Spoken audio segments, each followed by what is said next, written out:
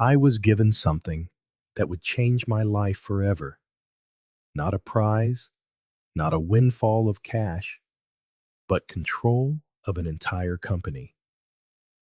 My uncle, the man who raised me after I lost my parents, had left me his majority stake in the very corporation where I still worked.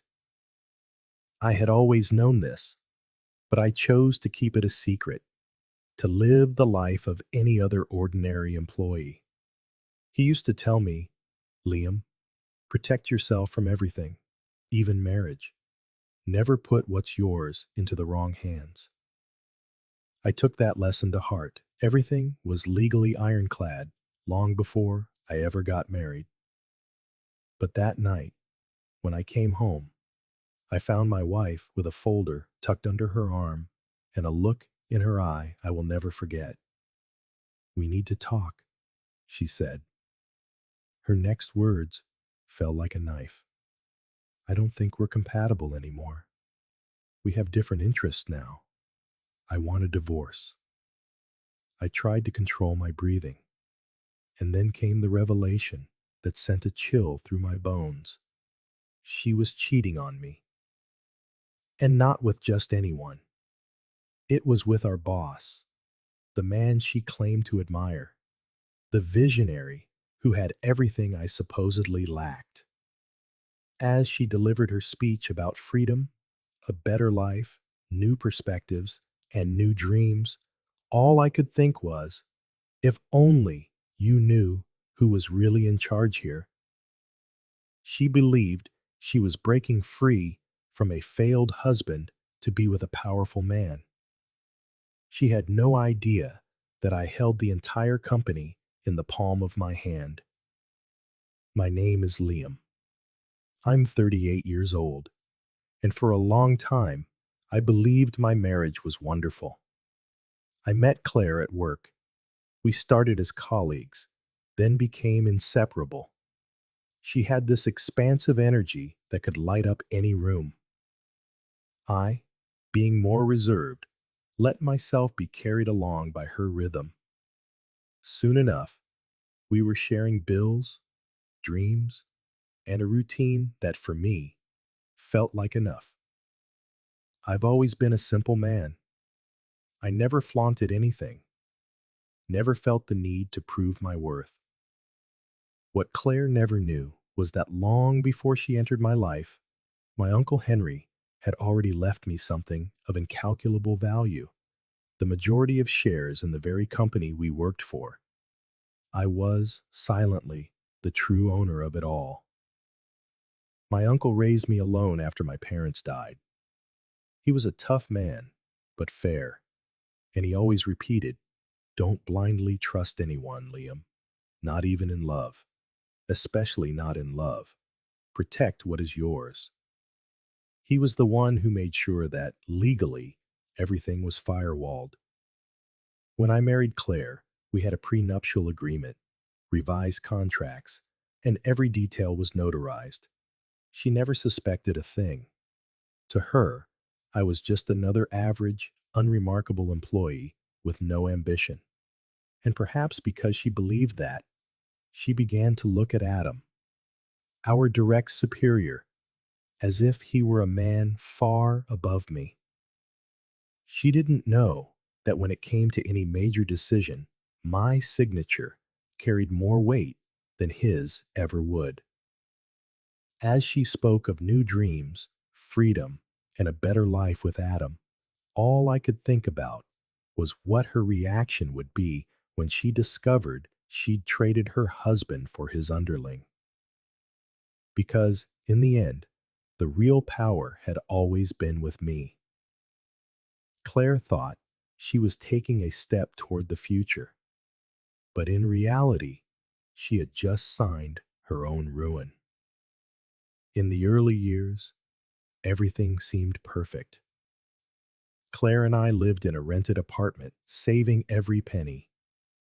We celebrated every small victory: the first new refrigerator, the financed car, the little trips that felt like luxuries. I believed that love and partnership were enough. For me, simplicity was never a synonym for failure. In time, we took a bigger step. We left the rental behind and took on a mortgage for our own apartment. It was a struggle, but for me, it was proof that we were building something solid. I worked double shifts to keep up with the payments, and every signature at the bank felt like we were erecting our future together. But soon, I noticed subtle changes. Claire, who once laughed at the simple things, began talking about expensive restaurants, international travel, designer clothes. I listened in silence, trying not to feel small. Inside, something whispered, she's no longer satisfied with this life. At work, she started to mention Adam more and more. She praised his ideas, his influential contacts, his vision for the future. With every word, I felt her comparing us. I was the man who came home tired, while he was the visionary showing her the world. What Claire never understood was that my discreet position in the company was a choice. It was the advice of my Uncle Henry. Never show all your cards, Liam, he'd said. Learn from the inside. Let them underestimate you. Power lies in knowing when to reveal who you really are. The nights grew cold. We slept in the same bed, but the distance between us was palpable. When I tried to talk, she'd say she was exhausted. When I tried to touch her, she'd turn away. The house was filled with silence, but it wasn't peace. It was the void that precedes a fracture. I still believed it was just a phase, that the stress of work and deadlines was pushing us apart. But deep down, I already knew. It wasn't just fatigue. It was something else. Someone else. The way she smiled at her phone left no room for doubt. Then one day, at dinner, Claire let it slip. Don't you get it, Liam? Some men are just born for more. It was like taking a punch I never saw coming. I knew exactly who she was talking about. In her eyes, Adam wasn't just a boss. He was the more that I could never be. Or so she thought. In that moment, my silence became my armor. I didn't argue, didn't defend myself. Because if I opened my mouth, I would have revealed the secret I had kept for years, that on paper, Adam was nothing more than my subordinate. Claire thought she was laughing at a failure, but I was the one laughing on the inside. She believed she was getting closer to the right man, but she had already turned her back on the true master of the story. Claire looked me in the eye, as if she had rehearsed every word. Liam, I don't think we're compatible anymore. We have different interests now. I want a divorce. She said it just like that, without hesitation, as if she were asking to replace a piece of furniture. I was silent for a few seconds, letting the weight of the words settle. It wasn't a complete surprise. I had seen it in her actions, in the distance. But hearing it from her own lips was like a dry, sudden blow. I asked why, just to hear her say what was already written between the lines. Claire didn't flinch. I'm with Adam. He makes me feel alive. He has ambition, a vision for the future. He's someone who can give me the life you never could. My heart pounded, but my face gave nothing away. How long have you been deceiving me? She didn't look away, just uttered the phrase that confirmed every suspicion, every cold night, every hidden smile at her phone. For months, and I'm not going to apologize. Those words landed like stones. It wasn't just the betrayal, it was the contempt. She spoke with the coldness of someone who had already chosen another path, as if I were merely an obstacle to be removed. I waited for her to continue, but she just crossed her arms, haughty, waiting for my reaction. Maybe tears, maybe an outburst, but all she got was a nod and my short reply. Then that's it. It's decided. The silence that followed seemed to bother her more than any argument would have. She frowned, as if she couldn't understand my lack of a reaction. But inside, I already knew. There was nothing left to save. And if she thought she was walking away the winner, her illusion was only a matter of time. On the day of the separation, Claire arrived with her lawyer. Her face was a mask of relief, as if she had finally shed a heavy weight. Adam wasn't there, but it was impossible not to feel his shadow in the room. I signed the papers in silence, line by line, without questioning a thing. The agreement was simple. The mortgage department would be in her name, but so would the responsibility of paying off the remaining installments. My car, which was paid off, remained with me. Her car, still in my name, was transferred to her, along with the financing that I had been paying. I handed it all over without a fight. The lawyer recorded every point, and she simply agreed, as if it were all a bureaucratic formality. She wasn't worried about the payments or the weight of the debt. She was certain Adam would take care of everything from now on. Claire watched me, frowning, as if my calmness was strange. Perhaps she expected me to fight for some asset, or at least argue about the ongoing payments. But I just said, "It's all fine. You can go on your way." I saw a flicker of discomfort in her eyes. It wasn't the reaction she wanted. She wanted power. She wanted to see me broken. Instead, all she found was indifference. I walked out of that room with a strange mixture of loss and relief. For Claire, that was the end of our story. For me, it was just the blank page of a new chapter. She believed she was gaining independence, when in fact, she had just cut the last thread connecting her to any form of security. Claire left the courthouse with her chin held high. Days later, she was parading around with Adam at events, laughing loudly, as if she'd never lost a night's sleep.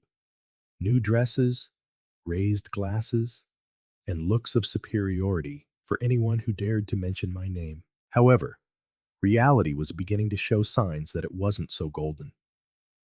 The apartment, now solely hers, soon revealed the burden of its mortgage payments. The car, which I used to cover, became an expensive weight for someone who never knew how to manage her finances. But Claire didn't worry. She trusted that Adam, her new safe harbor, would handle it all. Meanwhile, I returned to work with the serenity of a man with nothing to prove. People in the hallways looked at me with pity, as if I were the abandoned husband. I accepted every glance in silence. They had no idea that the company's board was already summoning me for decisions that Adam couldn't even imagine. One Friday, I saw them arrive together for a company cocktail party. She wore that triumphant smile, as if she wanted to rub her new beginning in my face. I just gave a slight nod and moved on, letting her own arrogance shine on its own. Adam, however, no longer seemed so confident. I could see the unease in his eyes. Proposals of his were being blocked. Meetings were being cut short. Doors that once swung open were now closing. Claire noticed none of it. She was blinded by the illusion of status. The stage was set. She believed she was living the best phase of her life. never suspecting that the ground was beginning to crumble right under her feet. A few days after the party, I was called into a private meeting with 3 board members, experienced, battle hardened businessmen who wouldn't waste their time if it wasn't serious. We entered a locked room, and I immediately saw the gravity on their faces. Liam, we need to talk about Adam. One of them pushed a folder across the table. Inside were reports, bank transfers, numbers that didn't add up, disguised embezzlements, inflated contracts, transactions with shell companies. The kind of fraud that doesn't stay hidden for long. He's using the company as his personal piggy bank, the oldest one said, adjusting his glasses. If we don't act now, the scandal will tarnish all of us. But the final word is yours. A cold rage coursed through me. Claire had praised him as a visionary, as the man who could give her the life I never could. And here was the proof. The great boss was nothing more than a criminal in an expensive suit. I didn't hesitate. Prepare everything. I want that report presented at the next board meeting. Uncut, unsanitized. If he dug his own grave, we're going to let him fall into it. The board members nodded. The game was set, and for the first time, I realized I wouldn't have to move a single piece. Adam had done all the work for me. A heavy silence hung over the boardroom. It was a room filled only with executives, lawyers, and board members. Adam strode in, brimming with confidence, greeting everyone as if he were untouchable. I simply sat in silence, biding my time. The meeting began, the tension thick enough to cut with a knife. The chairman opened a folder of reports and got straight to the point. Ghost contracts, inflated invoices, funds diverted to offshore accounts. Adam tried to laugh it off. This must be a mistake, he said, some kind of misunderstanding. But as the board members turned the pages, the color drained from his face. You use this company as your personal piggy bank, the oldest member stated, his voice like ice. There is no room for criminals here. Adam slammed his hand on the table and shot to his feet. I am the head of this company! The chairman barely looked up. Don't confuse your position. You are merely a hired executive. The real power belongs to the one who holds the shares. And in this room, Liam is the majority shareholder. Adam spun around to face me, his eyes wide with disbelief. You? The contempt he always held for me warped into pure shock. Until that moment, he saw me as nothing more than a quiet employee, the abandoned husband of his mistress. Discovering I was the one he truly answered to was the final, crushing blow. I looked at him calmly and said, You no longer speak for this company. From now on, you will speak only before a judge. Adam, you're out. After that, the vote was swift. He was removed from his position, suspended, and placed under immediate investigation. He stood there, pale and paralyzed, as if his entire world had just crumbled.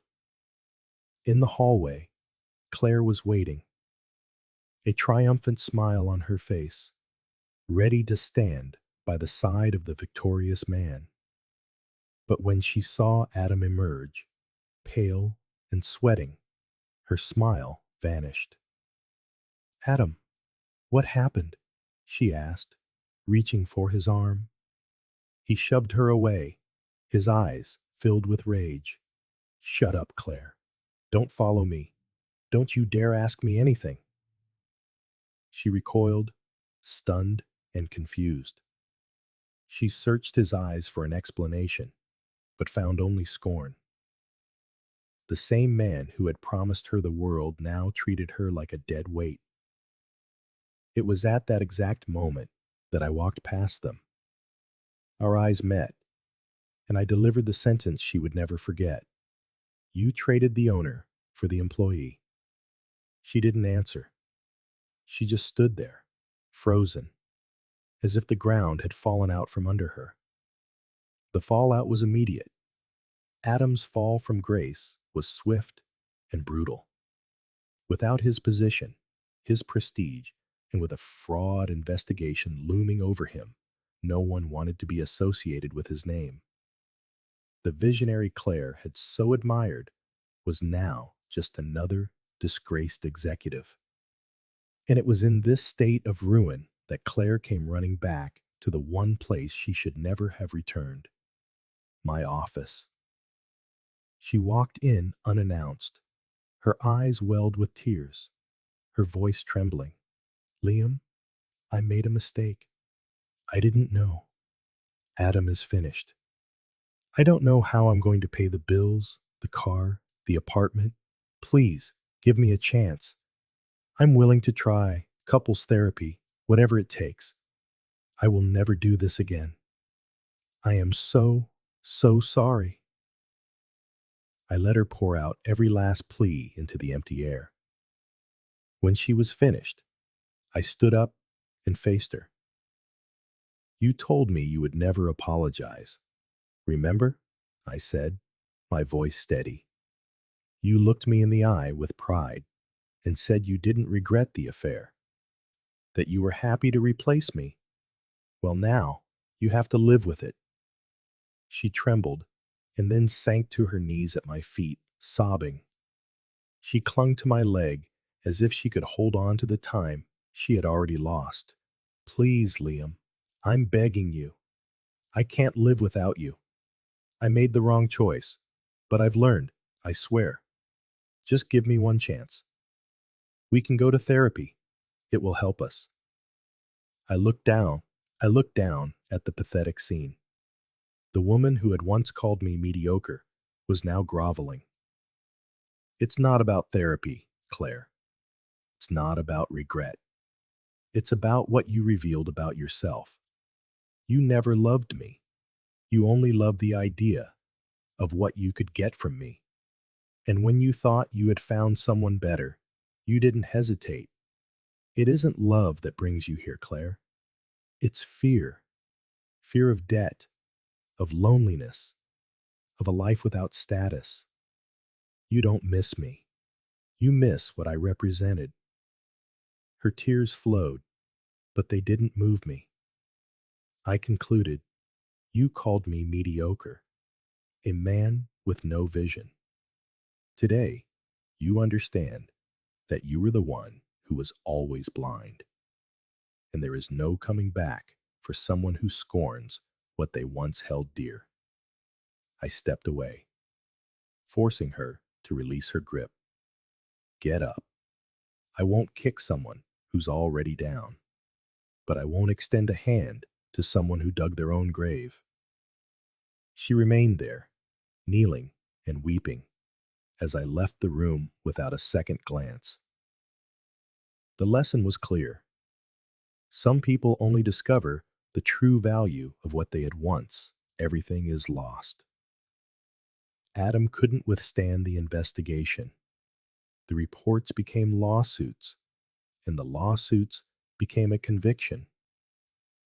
Imprisoned for fraud and embezzlement, he lost any chance of ever holding a position of power again. The visionary became a headline, a classic example of how rotten ambition destroys a man's reputation. Claire, without her lover to finance her lifestyle, found her world shrinking. The apartment mortgage became an anchor she couldn't carry. The car, once a symbol of status, was now a burden. She sold both at a loss and moved into a small, cheap rental. She tried to hold on to her job at the company, but with every encounter in the hallways, her hope crumbled. She would try to start conversations, seek my gaze, or invent excuses to pass by my office. But every cold response was a reminder that there was no way back. Her performance plummeted. She missed meetings and turned in half-finished reports. The shine she once had was replaced by a shadow. Before she could be fired, she resigned. She left the company in silence. No applause, no farewells, just another face marked by regret. And me? I simply did what had to be done. There was no heroism, no grand speeches. I just showed them, at the right time, who was really in control. Adam was poisoned by his own venom. Claire lost everything because she made the wrong choice. In the end, it wasn't about luck. It was about consequences. They each reaped exactly what they had sown. And what about you, who have listened this far? In my place, would you have given Claire a second chance? Or would you have done what I did? Let her taste her own medicine. What this story shows is simple. Someone who betrays you once for personal gain will do it again and again because it was never love. It was convenience. And when the tables turn, all that's left is late blooming regret. Now, let me know in the comments. Would you have forgiven her, or would you have closed that door for good? And don't forget to subscribe to the channel, hit that notification bell, and join our family that grows every day, because the stories coming next will have even more shocking twists.